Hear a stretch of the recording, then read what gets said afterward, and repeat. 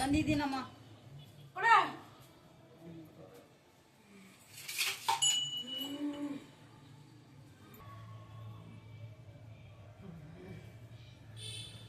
ಅವ್ನ ದುರಾಂಕಾರ ಹೇಳ್ತಾಯ್ತಾ? ಹೇಳಮ್ಮ. ಅವ್ನ ದುರಾಂಕಾರ ಅಡಗತ್ತೀನಿ. 9 ವಾರ ನಾನು ಇದಕ್ಕೆ ನಿನ್ ಪೂಜೆ ಪುನಸ್ಕಾರ ಮುಗಿಸ್ಕೊಂಡು ಹೋಗು. 9ನೇ ವಾರಕ್ಕೆ ಅವ್ನು ಯಾವ ತರ ಇರ್ತಾನೆ ಅಂತ ನಿನ್ಗೆ ಗೊತ್ತಾಗ್ತದೆ. 9 ನಿಂಬೆಹಣ್ಣು ತಂದಿದ್ದೀನಮ್ಮ. ತುಳ್ಕೊಂಡು ಹೋಗ್ಬೇಕು. ಸರಿಯಾಗಿದ್ದಾನೆ ಅಂದ್ರೆ ಸ್ವಲ್ಪ ನನ್ಗೆ ಭಯ. ಇಲ್ಲ ಇಲ್ಲ, ಅವ್ನ ಅಹಂಕಾರ ಹೇಳ್ತೀನಿ.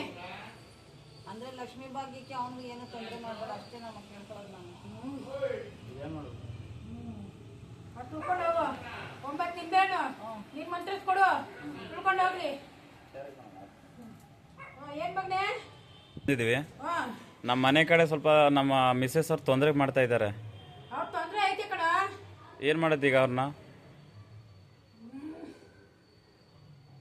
ಎಷ್ಟು ದಿನದಲ್ಲಿ ತೊಂದ್ರೆ ಮುಗಿಬೇಕು ನಿನ್ಗೆ?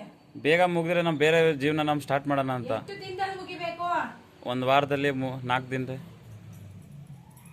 1 ವಾರದಲ್ಲಿ ಮುಗಿಯಲ್ಲ. ಇನ್ನು ಎಷ್ಟು ದಿನ ಆಗುತ್ತಾ ಓದ್ತಾರೆ ಟೈಮ್ ಅವರು? ನಿನ್ಗೆ ಟೈಮ್ ಸರಿ ಇಲ್ಲ ಮಗನೇ.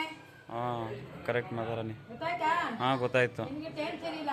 ಹಾಂ ನಮ್ಮ ಅಣ್ಣ ತೊಂದರೆ ಪತ್ರಿಲ್ಲ ಅವನೇ. ಹಾಂ ಅವ್ನು ಮುಗಿಯೋದು ಇನ್ನೂ ನಿನಗೆ 6 ತಿಂಗಳ ಟೈಮು. 6 ತಿಂಗಳು. 6 ತಿಂಗಳು ಟೈಮು. ಓಕೆ. ಅದ ನಂತರ ಹಾಂ ನಿನ್ಗೆ ಒಳ್ಳೆ ಟೈಮ್ ಬರೋದು. ಗೊತ್ತಾಯ್ತಾ?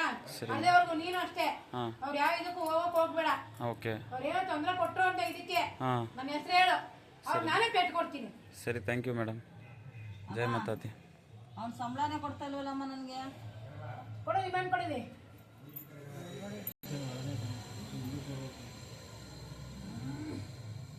ಕೊಡ್ತೀನಲ್ಲ, ಎಷ್ಟು ದಿನದಲ್ಲಿ ನಿನ್ಗೆ ಅವ್ನು ಕೊಡ್ಬೇಕು ವಾಪಸ್ಸು? ಅಯ್ಯೋ ನಮ್ಮ ಇವತ್ತು ಕೊಟ್ಟರು ನನ್ಗೆ ಬೇಡ ಅನ್ನಲ್ಲ ಅವನು. ನಾಳೆ ನಾಳೆ ಅನ್ಕೊಂಡೆ ಹೊರಡಿಸ್ತಾವ. ನಾನು ಹೇಳಿದ್ದೀನ ಪೂಜೆ ಮುಗಿಸು ಅಷ್ಟಕ್ಕೆ. ಪೂಜೆ ಮುಗಿದ್ಮೇಲೆ ಅವ್ನು ನಿನಗೆ ಕೊಡ್ತಾನೆ. ಅವನು ಅವ್ನ ಹೆಸರು ಹೇಳ್ಬಿಟ್ಟು ತಿಳ್ಕೊಂಡು ಗೊತ್ತಿದೆ ಕಣ. ಪಟ್ಟಕ್ಕೈತೆ